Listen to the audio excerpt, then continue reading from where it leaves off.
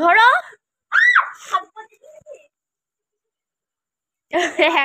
এমভাবে তাকিয়ে দেখছে, বলেছে আমি তোমার থাক।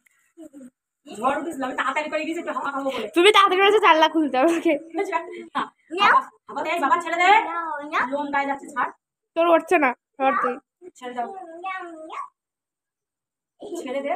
ও কিছু করে না, ওকে না লক্ষ্মীপতি না, ছেড়ে দে। এই জামাটা খুলে সারা গায়ে লোম, পুরো পুরো সব খোল। বাথরুমে গিয়ে পুরো খোল, খুলে।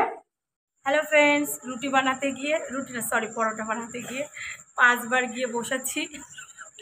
এই পর্যন্ত করে যাচ্ছি আর ঘুরে ঘুরে চলে আসছি। আমার মনে হচ্ছে না আমি যাই, নিচে কর। হ্যাঁ, আমার মনে হচ্ছে না আমি যাই, মুখ দেখাচ্ছে না ওর।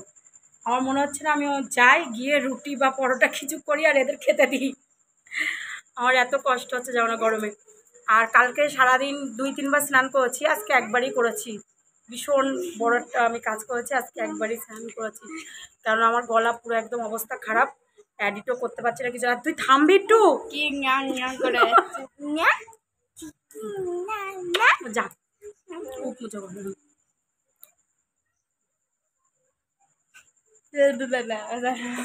তোলটা।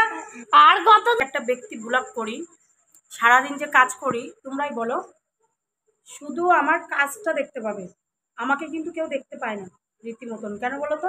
আমার ক্যামেরা ধরে দেওয়ার মতন কেউ নেই। আর স্ট্যান্ড আছে আমার, কারণ ওটা লাইটের স্ট্যান্ড, তো ওটা আমি সব জায়গায় মানে ওটা খাটাতে পারি না, সমস্যা হচ্ছে হয়ে যেত। আমি ওকে বলছি কি, আমার ফ্রেন্ডসরাও তো আমাকে দেখার ইচ্ছে হয়, হ্যাঁ, তা তোরা তো তুলেই দিস না। আর দেখো ক্যামেরা কেমনভাবে নাড়াই। এই কেন বলছি, ওর তো শরীর খারাপের জন্য স্কুল থেকে ছুটি নেওয়া হয়েছিল।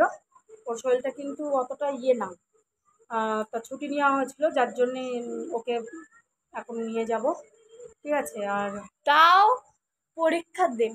হ্যাঁ, না পরীক্ষা দিন, আমি স্কুলের স্যারেদের সাথে কথা বলেছি, কথা বলেই ওকে ছুটি নেওয়া। তা উনি বলেছে ঠিক আছে, পরীক্ষার দিনকে নিয়ে আসলে কোনো অসুবিধা হবে না, যার জন্য আর কি। আমি স্ট্যান্ড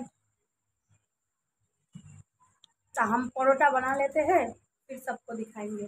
बहुत बढ़िया, good good good good good good. এখন মা পরোটা বানাতে আর আমরা টিভি দেখি।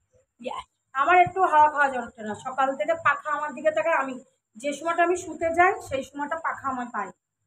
আর একজন তো এই যে ওরা খেতে বসে গেছে, শুনু খাওয়া দাওয়া করছে, মানু খাওয়া দাওয়া করছে পরোটা। আমি এই একটুখানি বসবো, বসে তারপরে গিয়ে স্নান করব, কারণ এত গরম লাগছে যাও না।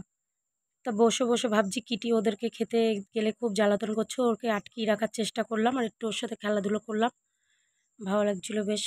সারাদিন কাজকর্ম করতে করতে আমার সত্যি কথা ওদেরকে একটু চটকালে, একটু আদর করলে আমার খুব ভালো লাগে। এবার যাব স্নান করে এসে তারপরে খাবো। আর আজকের ব্লগটা অনেক ছোটোখাটো করলাম। হ্যালো ফ্রেন্ডস, এই যে আমি খাবো এখন একটু। আর এই রাত্রেবেলা কী কথা বলবো বলো। আর মাথাটা আঁচড়ায়নি, একটু জাস্ট সিঁদুরটা পরে নিয়েছি। কেন বাজে লাগছিলো দেখতে। আর দেখো আমার হাতে প্রচণ্ড আঠা লেগে গেছে, এগুলো ভাবছি একটুখানি তুলবো, তারপরে বিছনা করবো, শুয়ে পড়বো। এই তাই 10টা বেজে গেছে, প্রায় 10টা বাজতে গেছে। তো ভাবছি 10:30টার মধ্যে বিছনার মধ্যে যাবো, কারণ গরম তো।